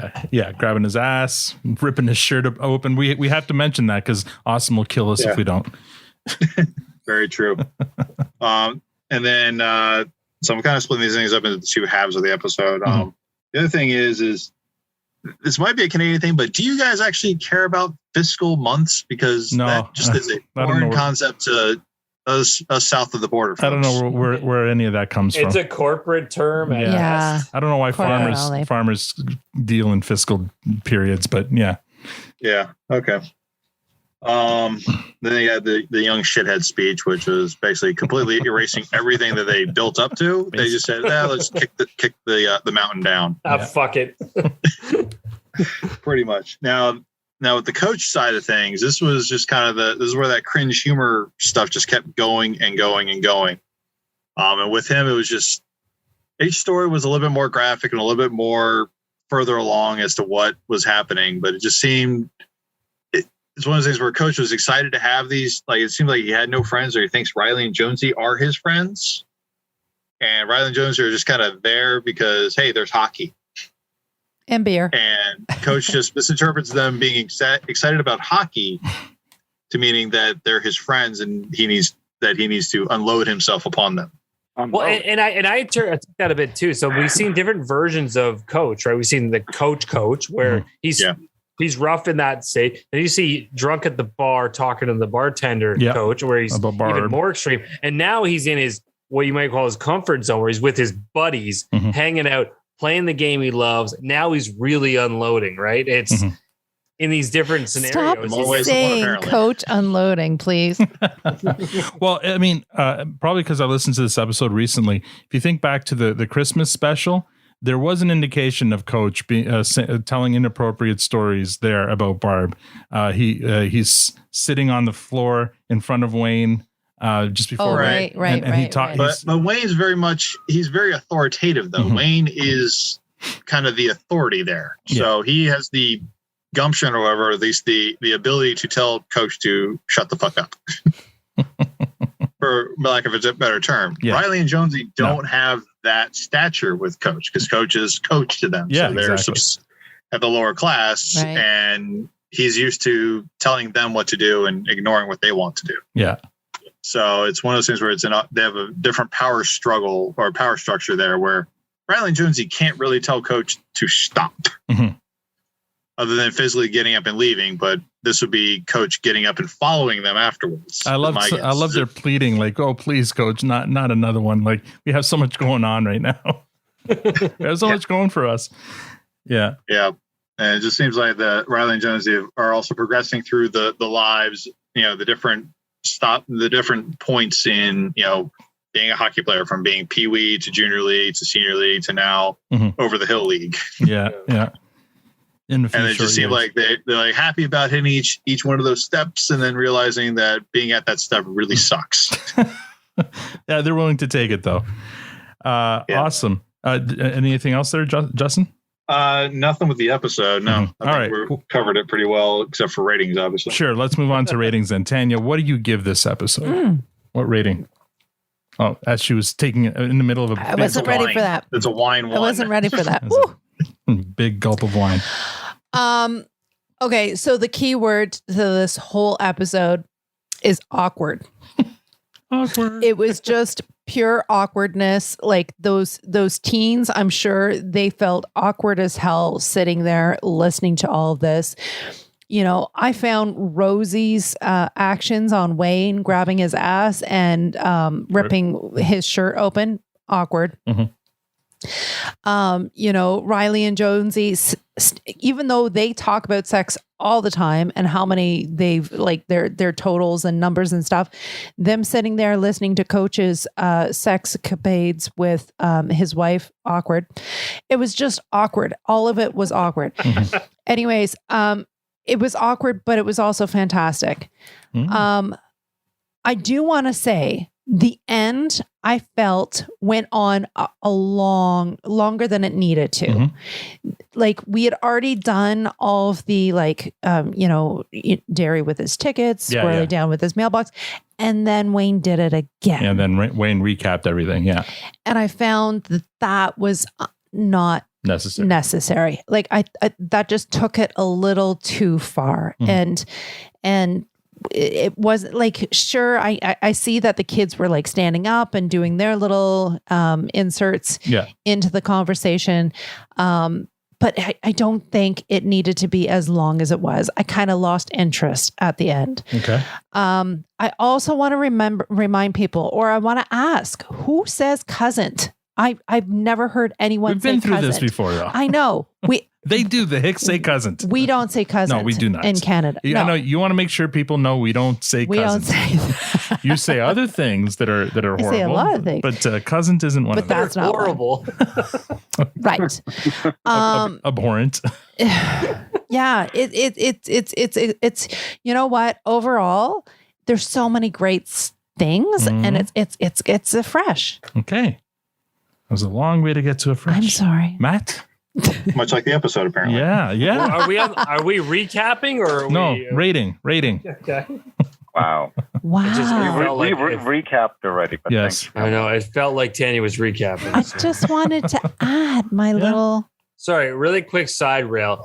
Do you guys? So the visual is not going to come through the listeners. So Tanya's drinking a glass of wine with a fucking doily on top of it. No, it's not. You guys have shit falling from your ceiling. I don't understand. What is the purpose of this thing? It's fruit flies. Fruit fly season. I thought it was a piece of cheese. No, it's Swiss. It's called a lily pad. Yeah, you put it on your glass. And you put it on your glass and you keep shit out of your wine. So you can use it outside. What do you have in your house? You can use it outside. You look, blah, blah, blah, blah. All right. It's suction cups Ratings. to it. Okay, we're approaching record length here. All right. Well, so demanding. So formatted here, man. Let it go. It's a fresh. Go join Dean on How Are You Now. It's a fresh. Yeah, it was a great episode. There were so many good things. I'm not going to revamp it all. It was a lot of fun. I loved it. What I took away at the end, I love how they ended it though. And you said at the end it went long. I like how Wayne ended it when he's like, keep it between the lines. And I mean, I've got an 11-year-old. I mean, you've got how old is Owen? 14. Yeah. 14. Yeah, he's getting up there. We've all and I know Vic, you've got older kids. Justin, you got kids. Yeah, 3 of them. Yeah. 3 demons. Right? Oh my. And we're all thinking, what are they going to do? And I know I already run into situations where I'm calling out teenage shit around me, and my wife's like, "Will you relax? You used to do the same damn thing." I'm already having these same conversations, so I'm trying to mentally prepare myself. And I get what they're doing here, and it pisses them off. At the end of the day, we all go through it. We're all shitheads for a while, but I love the concept of keeping between the lines, and that's what I mean. When I led the whole open around, teaching my kids a level of respect, there's that line. You can still stay there and be an asshole, but keep it between the lines. Do it with a bit of grace. And I hope my kids do that. And they're going to do stupid things, and I'm going to be mad. And deep down, I'm going to be kind of proud because they're going through it. But you know, we all do it. We all get it. We all earn our stripes one way or another. Yes. Was there a rating in that?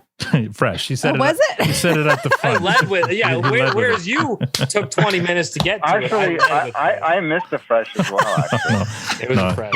He gave it up front. It, All it right. just means that this after school special worked on Matt. Yeah. You guys, moral lesson at the end. Right.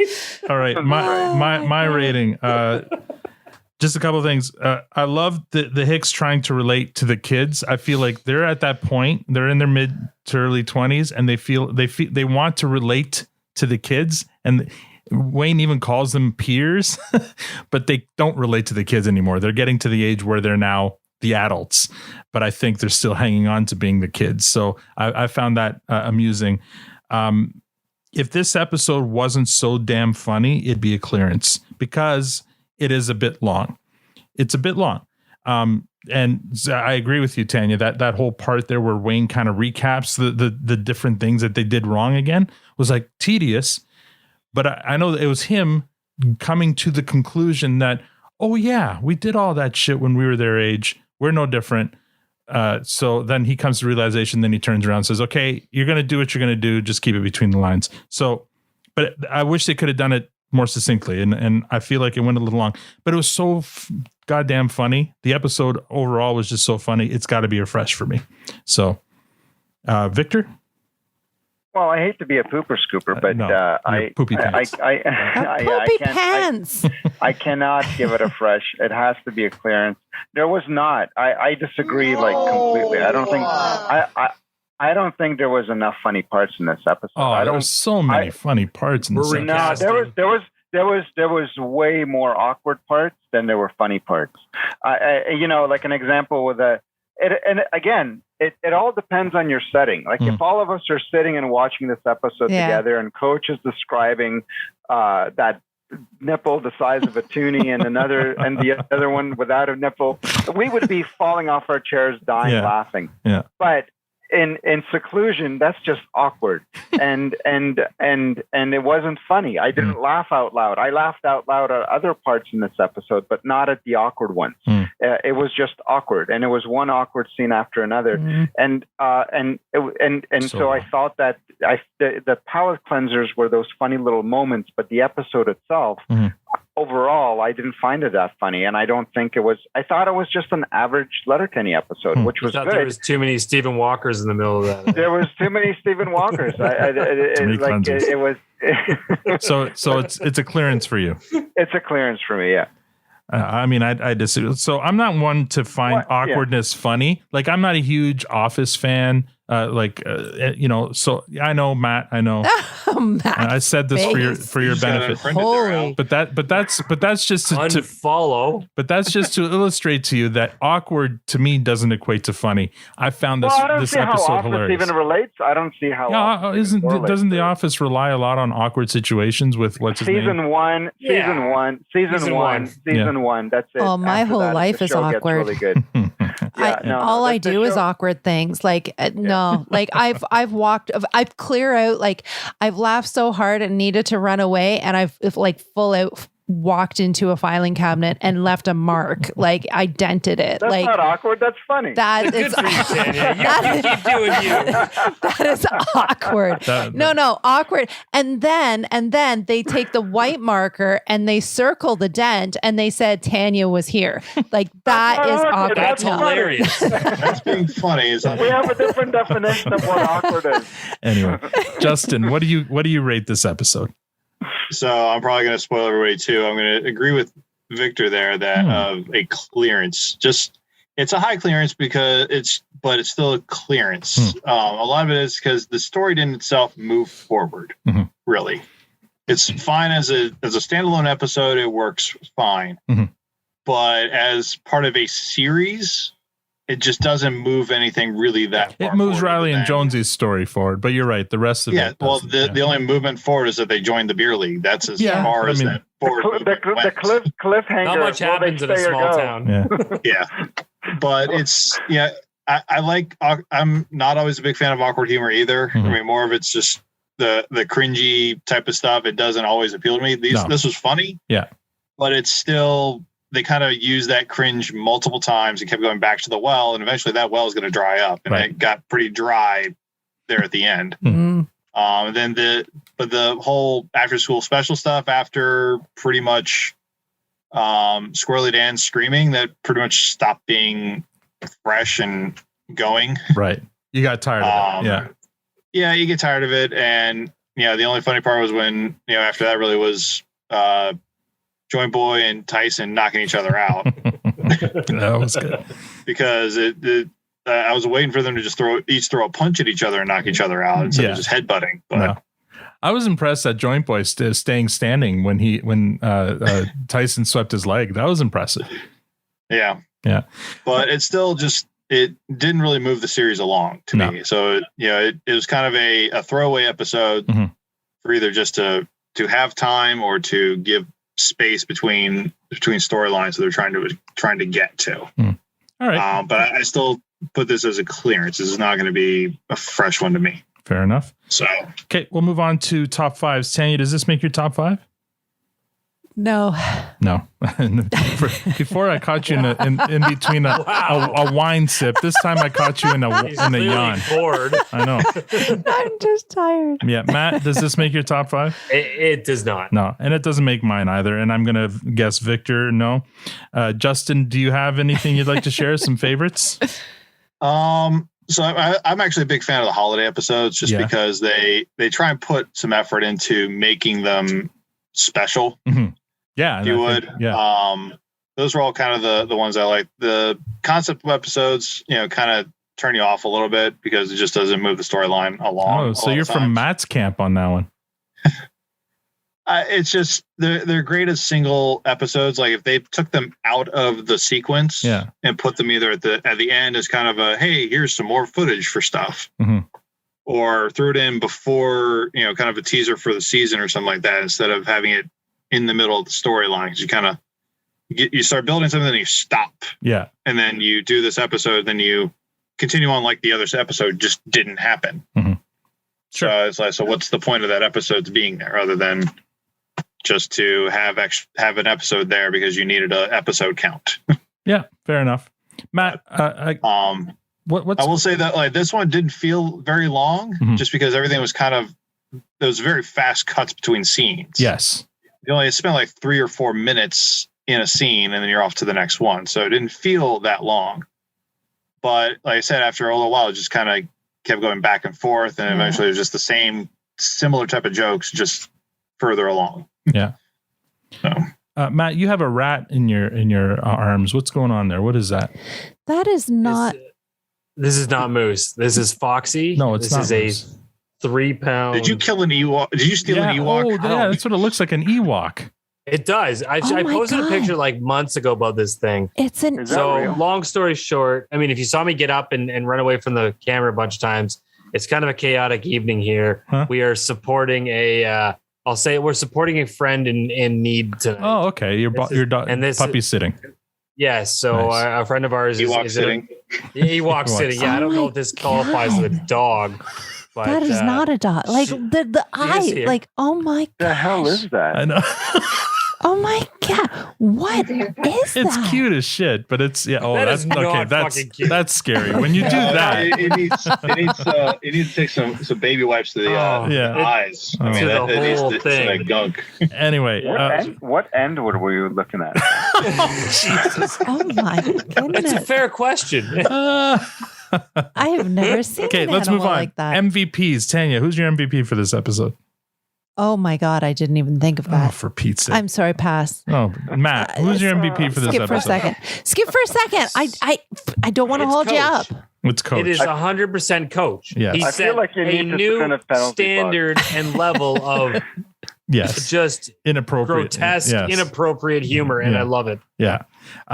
100% agree with you. It's absolutely Coach. He's the standout in this episode. Victor? So that was my MVP is Coach as well. Victor? Oh my God, you guys! It's Riley and Jonesy. I mean, they're the ones that had to persevere through that, and at the end, they stayed. I was wondering, are they going to stay? Are they going to go? Can they handle it? And then he did a double at them at the end. And then Yeah, when he kicked into the Disneyland, I'm like, oh my God, not another one. Yeah. No, that's Riley and Jonesy. I mean, that's staying power right there. Yes. Okay. Justin? You got your wife is raising her hand. Well, she missed her turn. No, she goes to the back of the line. Yeah, she goes to the back of the line. Go ahead, Justin. I am a gentleman. I always let the lady go first. All right, Tanya. It's so Barb. I'm pulling a Victor. It's Barb. That freaking woman. She's been spat on so many freaking times. Barb took a bunch for the team. Yeah, She's been called an elephant and sprayed. Like that poor woman. She gets my vote. All right. Yeah. She's the reason this episode was not a fresh. Without Barb, this would not be an episode. No, exactly. Absolutely not. Justin? This is a hard one to say. Who would be the MVP there? I would just say I'm going to go with Surly Dan because he got cut off and he just had so much going for him, and they just cut into the last 10 seconds of his screaming match. Well, I'm sure the actual kids were like, what type of stuff did I unearth here? I wish they would release the script as like an extra feature somewhere. There's got to be a script there. Yeah. Sun was getting low for him, though. I wonder if there's like a blooper reel. Probably. Yeah. Oh my God. All the things they have to say sometimes. It's just, yeah. All right. We're going to have to start wrapping this sucker up. I'm just going to move on to a bunch of listener comments that we got from last week. Joint Boy is the one who hoofed the guy in the nuts at the cookout. Oh, this is from Awesome. She's replying to something I got wrong in last episode. She Surprise, corrects us surprise. all the time. Yeah. Joint Boy is the one who hoofed the guy in the nuts in the cookout. Wayne flicked his cigarette and suckered the other guy. And then number 2, Wayne did what he did in the diner to move the scrap away from the table where the ladies are still sitting because where their table was kind of enclosed. And then tell Tanya that Wayne and Rosie do link their index fingers together. That's from Awesome. They're talking about last week's the episode. They linked their fingers together? I guess. I didn't see it, but I'm not going to question Awesome. Like, in what kind of way? Like I'll have to watch it again. Because you said they didn't hold hands when they walked. But he didn't provide a visual gotcha. in her The end. Gotcha. So thank you, Awesome, for that. I've been waiting for the episode to go on record. This is from Trace. Drinking Campari, playing Atari, I'm over you fast as a fucking Ferrari is a hip hop Hall of Fame rhyme. I agree. That whole hip hop thing was so well written. I'd love to know who wrote it. Was it Kiso or because it was really well written, and Trace really appreciated that line especially.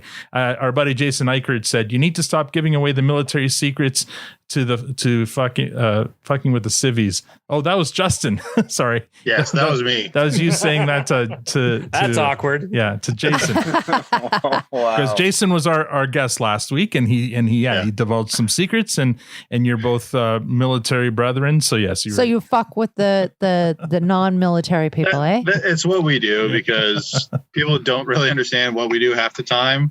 So we're just like, we'll just make it interesting. Make that shit up. And just see how long we can string it along. And a lot of times it is very much a pickup game of the next person picking up and either going a little bit further or just adding some. You guys are just playing yes and somewhere. With us. Yeah. Yeah, and it's one of those things, just seeing how long it takes before the person figures out that we are screwing with them, because one of us is going to screw up somewhere and make a mistake in the story. And especially when you're drinking and you're trying to keep in mind what the story is, eventually someone's going to screw it up, and then they're like, that's bullshit. You're just shitting me. I'm like, Nice. yeah, we are. All right. Next, finally caught up to the point where I'm listening to current pods from my favorite Letterkenny podcasters. Looking forward to actually making relevant comments to people other than the wife. Keep up the good work. And that's from MJ Bonelli. Thank you, MJ, for commenting. A Letterkenny pod. I'm going to listen. Am I going to listen? That's a Texas size 10-4. Hashtag McMurray's a piece of shit. That's from Ruben. And and then he's not wrong. Yeah. And this is also from Ruben. If you love Letterkenny, I'm going to tell you why Produce Stand is fantastic. You would have lost the farm betting on the Fart Book episode rankings mid season 2 of the pod, and Fart Book continues to crop dust carnage on the rankings. Incredible. So you can tell he's listening through, and he hasn't got to the point yet where Fart Book has been dropped off all of our lists. Finally, it took forever. Don't get away. I'm gonna put back on. Well, he's not not listening to this until he gets here. So I guess. At Protestant Pod was really looking forward to your review of Day Beers Day and was disappointed that it wasn't a unicorn. It is my number 1 on my top 5. I was also disappointed Roald and Stuart weren't clipped. Glad Tanya and Dennis loved it though. Unicorn. Oh, and then she gave unicorn faces and sparkling hearts. This is from Miss Goddess. Aww. All right. Thank you guys for your comments. And then just a little bit of Letterkenny news. Actually, I thought this was a big bomb that was dropped by Jacob Tierney. He was on the High School Suck podcast earlier in the week, and he revealed some tidbits from firstly. Timbits. No, it's Timbits. Yeah. Timbibs. Justin Bieber bits. Stop. This isn't a visual podcast. They're Justin Bieber bits now. Yeah, Tim Beeps. Yeah, that's right. Tim Beeps. First, shooting for Shoresley will begin in 2 weeks as of that recording, which I guess is in a week now. And in an interview, Tierney had a mustache, which he says was for the role he was playing in the new Shoresley show. So it sounds like he's going to be in it, but not as Pastor Glenn. He also revealed that Shoresley's face will be shown in the show. I think that's a huge reveal. And actually, we will get to see it in a Letterkenny episode coming up in season 10. So I guess in season 10, they'll reveal Shoresley's face. And then in the Shoresley show, they'll be able to show his face. So I'm guessing Kiesel's probably going to show up with like an afro and a handlebar mustache or something stupid like that. He just has to be, Mirrorverse Wayne. That's all it is. He just has to be Mirrorverse Wayne. Yeah, stop squinting. Yeah. I was just going to say. Exact opposite. He has bulging eyes. Maybe Tierney His eyes had a will look like your mustache dog. because November. No, well, I think he mentioned it because he didn't have it because he liked it. He had it because of the role he was playing in Shoresy. So it was an interesting episode of this High School Suck podcast. So check it out if you're interested to hear his whole interview. It was really good. Also, I already mentioned I was on Toronto Mike this week, and I'll be on Plotaholics on Sunday reviewing the film Canadian Bacon. So that's all I have. So let's go with closing final remarks. Tanya. Lots of fun. Thanks for coming. All right. I'm trying to make it short and sweet because it's like 11:30. Yeah, it's almost 11:30. Matt, what do you got? Tons of fun. Thanks for coming. Justin, it was so great to meet you. Thank you to your wife, Heather. It's my turn. Yeah. Wow. Well, you know what? You're I wasn't doing it done. again, Tanya. You're doing it again. She had nothing Breaking prepared, format. and now she's got everything prepared. I don't like going first, man. Oh my Everyone's God. got to do it. Figure it out. Everyone's got. But no, you're not wrong. Justin, such a pleasure, bud. Heather, thank you so much. I can't wait to get my hands on ornament. You're doing a fantastic job. It was such an amazing surprise, and I can tell you it means the world to us. So thank you for that, and all the best with your move, guys. Yes. Yeah. I echo Matt and what Matt and Tanya said. Great job tonight, Justin. Finally, great to have you on the pod finally, and to meet your lovely wife, Heather. Hopefully we'll get you back in season 10.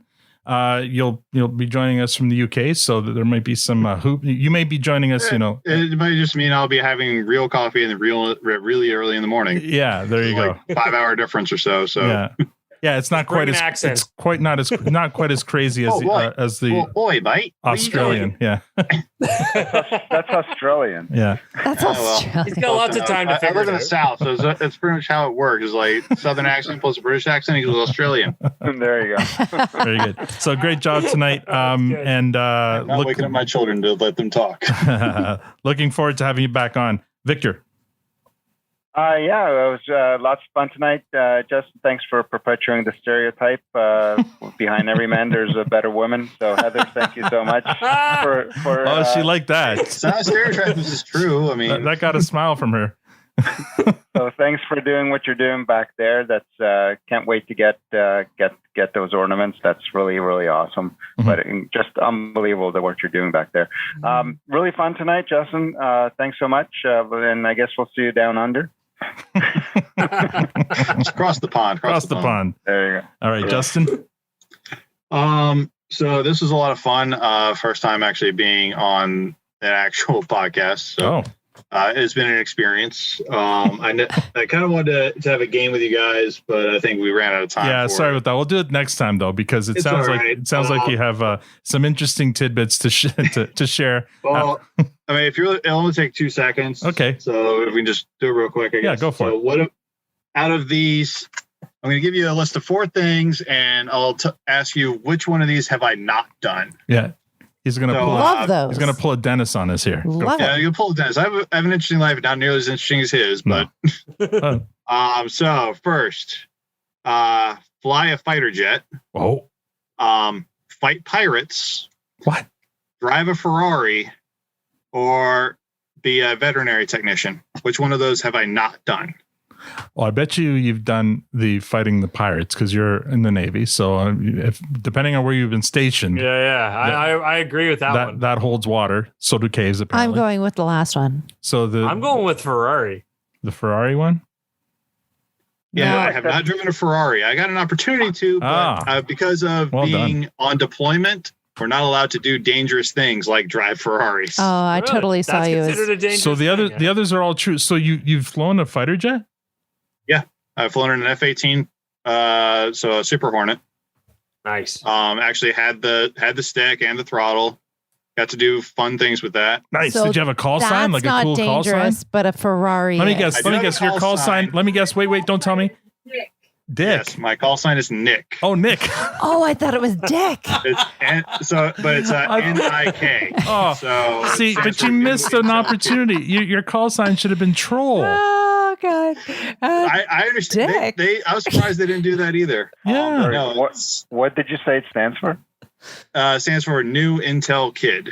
Oh, okay. So a very boring call sign, I know. Yeah, no, But Troll would have been it so can't much beat better. Kaz. Kaz was She-Boy. That was a fun one. That's a little worse. That's awesome, though. It's better if it was barf or something. Yeah, like that. barf. So okay, now where did you fight the pirates? Was that like where you? So this one was actually made into a movie. The movie Captain Phillips. Yes. Yeah, that was when it was about 2 months into our deployment. Get the fuck out! Come on. Yeah, no, that was our boat was there. I was on the Bainbridge. That's amazing. Yeah, the Scan Eagle, the UAV they were doing, that was my bird. Wow. That's awesome. wild. Dude. Yeah. All right. So my one and only thing, the one and only cool sea story I have is we did that.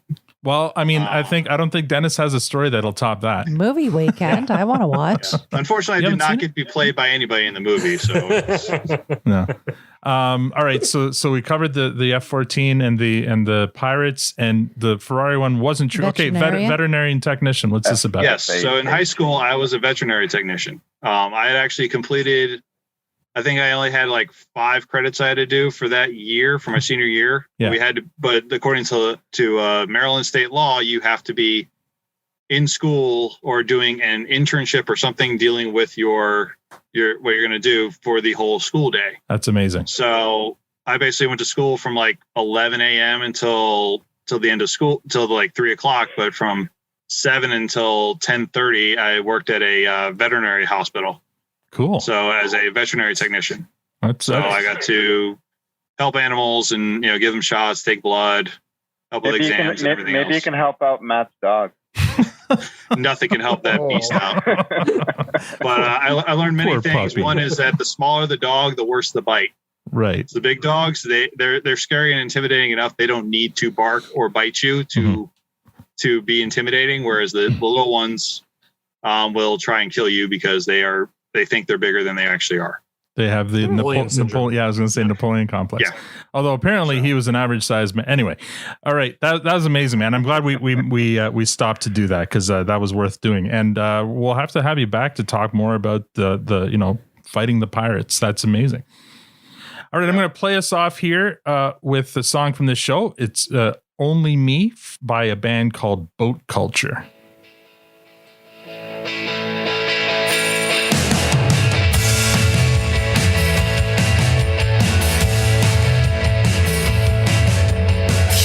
That's all we have for this episode. Next week, we review and recap episode 3 of season 9, Scorched Earth. with our special guest, Crystal. It's been a while since we've seen Crystal. This will be fun. Don't forget to give our sponsor, Diabolical Coffee, some love. They are at diabolicalcoffee.com. Right now, you can use the promo code ProduceStand for 10% off any purchase off their site. If you'd like to support the podcast, rate us on iTunes or become a patron. There's a Patreon link on our site or Twitter profile at ProduceStandPod. We're also on Facebook, Instagram, and TikTok at ProduceStandPod. Thank you for joining us. Now we're going to carve our names into something, get drunk, and grab some ass. On behalf of Justin, Matt, Victor, Tanya, and myself, thank you for listening, and have a great week.